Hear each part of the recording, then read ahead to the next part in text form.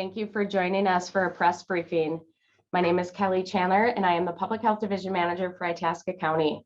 And we are hosting a press briefing today to provide an update on where we're sitting with COVID in Itasca and to get a glimpse from our healthcare partners on what COVID is looking like from the inside.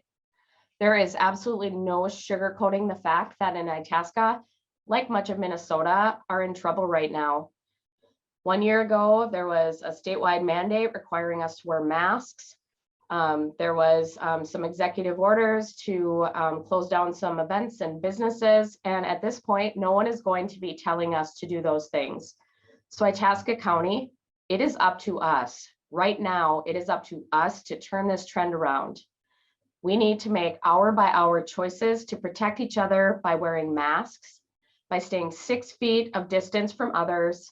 Stay home if you are at all sick, having any symptoms, and for sure get fully vaccinated.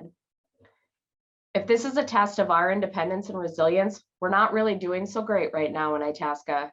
We have a record number of our family members and neighbors who are infected with COVID and too often extremely sick and dying.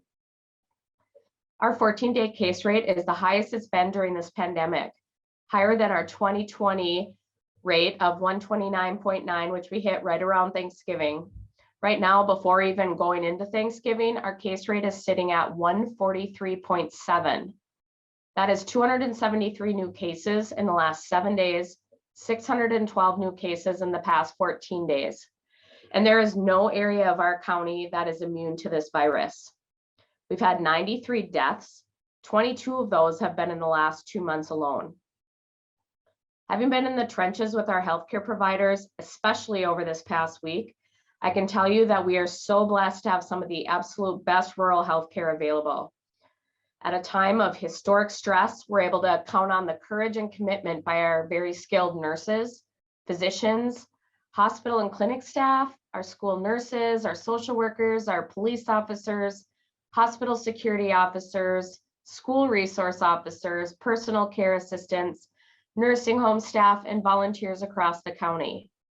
Not every community has this kind of care so close to home. As we go into Thanksgiving week, please keep all of these frontline folks in mind. They are stressed, they are working hard. Please keep them in your thoughts and give them some kind words as they need it right now as they navigate through this trend we're in. Before introducing our speakers, I would like to share a letter to our community from a local COVID survivor. She writes, I spent 20 days in a local hospital with 17 of those in intensive care. I received amazing care and am very grateful for the entire staff who took care of me. I still can't find the right words to describe what COVID is like, except that it is a huge puzzle that you have to fight your way out of. With that, I'd like to say thank you to our community members who have joined us today to describe what the pandemic looks like from the inside. Joining us will be Kim Powell, Bigfork school nurse and Bigfork Valley Hospital RN, and Dr. Simon Lick, hospitalist, Grand Itasca Clinic and Hospital. I would now like to introduce Kim Powell, Bigfork school nurse, Bigfork Valley Hospital RN.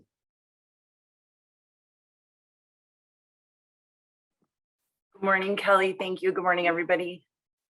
My name is Kimberly Powell. I work up in Northern Itasca County at Bigfork Valley, as Kelly said, and through 318 School District at Bigfork. I've been there a combination of both jobs for about 23 years. I think Kelly's introduction kind of says it all. We're in the trenches. From a school standpoint, yeah, it's grim. There's not another way to sugarcoat that. We started out the school year not in masks. We unfortunately, in our little school of 300, managed to amass 70 positive cases in a very brief amount of time. And I just think that we all recognize in healthcare that it isn't just the positive case, that's the stone in the pond. There is ripple upon ripple that moves out from that single case. And so, that's what we're seeing, is that we then diverted to a mask mandate. In our school, we were really good about enforcing it. Parents actually were very compliant. But what we're seeing now, these weeks down the line, case in point, I worked a shift on Sunday at Bigfork Valley Hospital that in 20 years, I have never left a shift that haunted and just unnerved. We just briefly, we had 4 patients in-house, COVID patients. We were unable to transfer, absolute ICU quality patients. The physicians I was working with had worked for hours and hours and days to find beds, to secure transfer beds for these patients. As far as Green Bay, Wisconsin, who did not have an open bed. I've had to have, hear providers have conversations with patients up here that go something like, if we need to, if you code and we need to intubate you, we can't, because there's nowhere to send you right now. And we do not have the capability to maintain a patient on life support for very long. And they're having to have these really hard conversations with, with community members. So that has been, that's been a source of fear for me. And I can't unbind the two. I was, Kelly, as we were saying, what we do at school affects what our larger community is suffering. So, our jobs have changed entirely, and they've changed not at all. We're still about prevention, protection, intervention, where we can do it. It's just the way that we're delivering that these days is a lot more labor intensive. It's a lot more emotional weight. I think what's changed in healthcare is that we just don't have time to reset. There's just such limited space in between to recharge and reset. And we just can't lose energy for the task. And the resilience of my community has not surprised me. In our community at large, that has not surprised me. And, heroes are teachers and paras and administrators, that because it's not just COVID, it's all the administrative burden that has come with it as well. That's very behind the scenes at our hospital and at our school. There's people just laboring tirelessly. And I really want to just say thank you for that. And, just acknowledge the energy and time that goes into being a person in these times. But I just can't reiterate enough how important the school is. Undoubtedly the epicenter. It starts these sort of unmitigated spreads and it ripples out into our community. So we need to just continue doing what we know works: masking, distancing, vaccinating, but stay in the conversation. I've gotten some real hope from families that have been very resistant for the 2 years now almost that we've been at this, who have come around and revisited conversations and come slowly back to the center. And so what gives me hope is that we all still want the same things. We want safety for our kids and our parents and our peers. We all want safety. And I just keep telling myself, as long as we all have a common goal, we still have a common place to meet. So that's kind of what's giving me hope right now. But we just have to keep doing the right thing and keep fighting the good fight. So, thank you. Thank you, Kimberly. And we will now hear from Dr. Simon Lick, hospitalist, Grand Itasca Clinic and Hospital. Everybody, just a brief update on where the hospital system sits, generally speaking, within the county. Yeah, as you guys have illustrated very well, things have been very critical and very dire over the last number of weeks, and things have been really on the limit for the last number of months. And this last surge has really pushed the entire healthcare system and infrastructure to its absolute limit throughout the state and frankly throughout the country. In Grand Itasca, what we've been looking at is, anywhere from a quarter to a half of the hospital has been occupied by COVID positive patients, either directly or indirectly affected by the pandemic, which obviously puts a strain on our labor pool and our all of the team members that make the ability to deliver healthcare so important.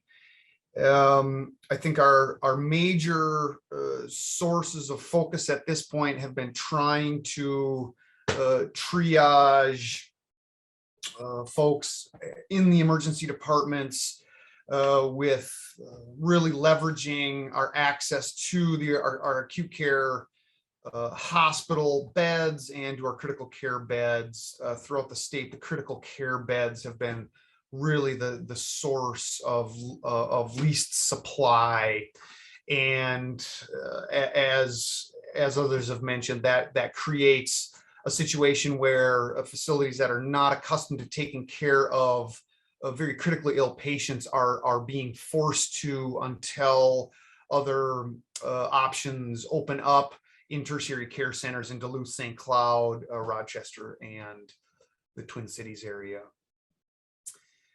I would also say that our emergency department times are very long, especially for the non-absolutely emergent situations. I would just continue to tell people that if they are needing emergent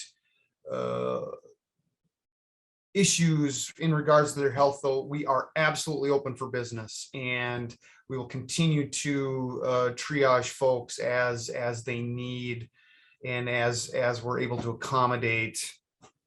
It's just not as convenient as it once was, and this whole pandemic has really put a lot of light on some of the weaknesses that our healthcare system has been having for a long time. I'll stop with that. Thank you, Dr. Lick. So we are asking our media partners to submit their questions via chat with your name and the organization you represent, and we will ask our panelists to respond. We have Kathy Lynn from KOZY. If someone has COVID symptoms, should they go to the hospital immediately? How should someone manage their symptoms at home? Dr. Lick, would you be willing to take that one?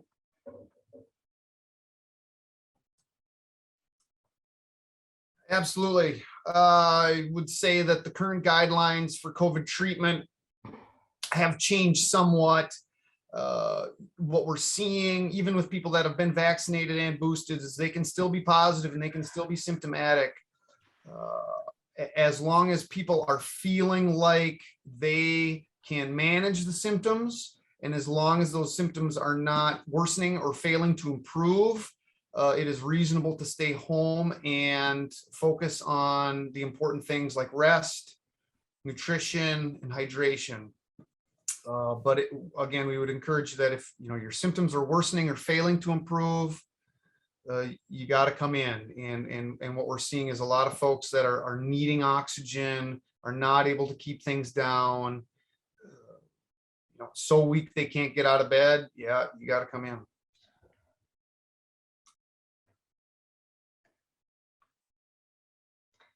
Thank you. And next question, comment, Heidi Holton, KXC, KBXC. I appreciate Itasca County Public Health shutting down comments on Facebook and being out there to address misinformation. Is there anything the media can do to assist you in this? Great question, very new issue. It just happened late in the day yesterday because the page wasn't being utilized in the manner it was intended. And we have had some, I do want to say we have had more support than not for making this decision. From the media, I guess what I would say, and something that we experienced, is just verifying the information being provided. We work very hard to not speak for other organizations. For example, if there's questions on, from like the hospital perspective on their staffing or their number of beds, we work really hard to pass those along to our healthcare providers or whoever the entity is, schools, whoever it is, for them to address that and to confirm what is factual and what isn't. And so that would be my encouragement, is that you do that as well. Whatever the topic is, that you reach out to the source to verify the information and make sure that gets out there. It would be so helpful to all of us if that continued to happen. So thank you for that question. Greg Grell, with the relatively high vaccination rates in Minnesota compared to other states, How surprised are you that our state now has the highest infection rate in the country? And Greg is from WDSE. I will let Dr. Lick take that initially, and Kimberly or myself can add in if we have anything to add. Sure. I would say that yes, our rates are high, but I would still say that we are as a population under vaccinated and under mitigated for the current situation. I think that what people at the tip of the spear have been feeling in healthcare is that there continues to be a disconnect between what is happening in the healthcare system and what is happening with acutely sick patients and what is happening outside of the healthcare system. The difference between now and a year ago is that mitigation strategies were at their peak. People were masking, waiting for vaccines, socially distancing, etc. And that really has changed a lot. And there's a lot of reasons for that. But one thing that we continue to need to focus on is all the things that make sense, that are factual. And I think the big help is just letting people know that this is real and that the healthcare system is under a lot of strain right now. And people absolutely have to do their part because our labor pools are fixed. These are not going to be short-term solutions. And the healthcare system can't take much more than what it is currently able to manage. Kimberly, did you want to add to that at all?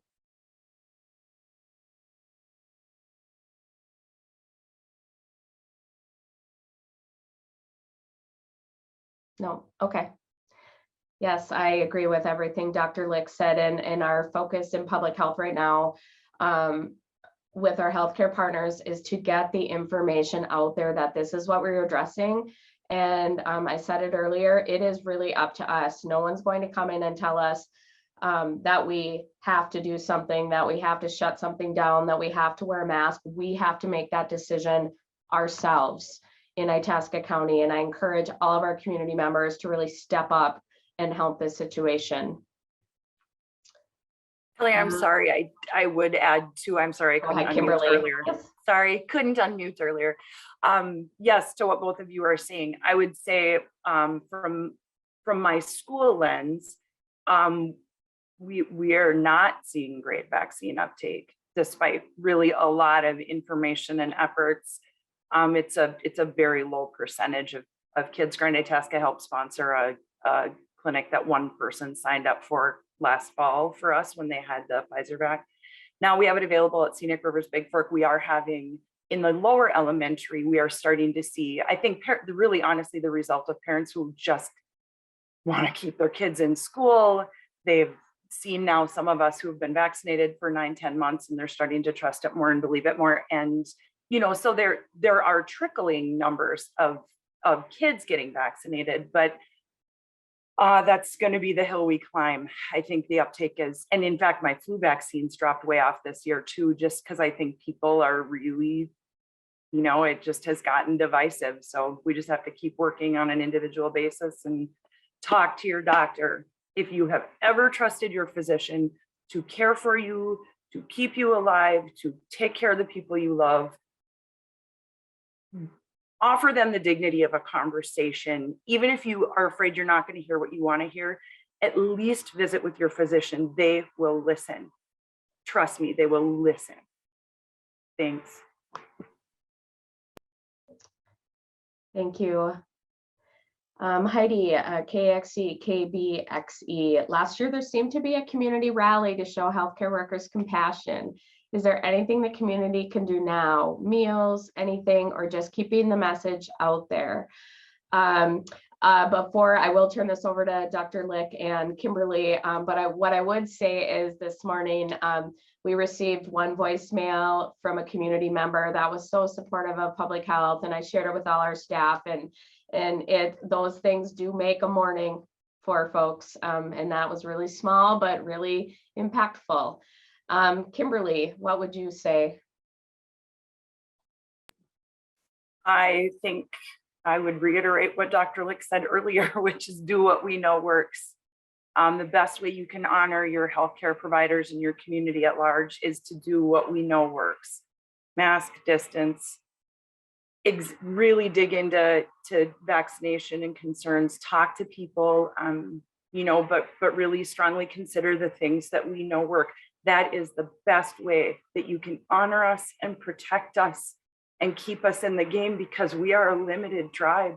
And resilience has its limits, so that's what you can do to honor your healthcare workers. And you know what, throw a shout out. It's really, we don't need to be called heroes. That's kind of, it jangles a little bit, because heroes are people that just show up every single day, in a school setting. We're just trying to educate kids. We're trying to keep families whole and safe. We're trying to keep their families whole and safe at home. And so the best way the community can honor itself and its healthcare workers is to do what we know works. Thank you. That was very well said, Kim. Agreed. Other questions or comments from our media?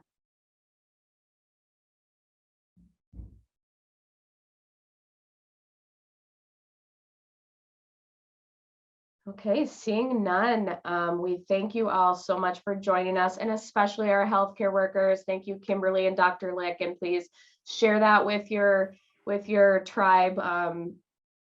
We appreciate you so much. Please stay well and safe. And Itasca, it is up to us. Right now, it is up to us to turn this trend around. Thank you. UPM leads the integration of bio and forest industries. Our constant aim is to produce more with less. That's what Bio4 stands for. Paper is true Bio4 product made of renewable and recyclable raw material. It remains sustainable throughout its whole life cycle. UPM Bio4, beyond fossils.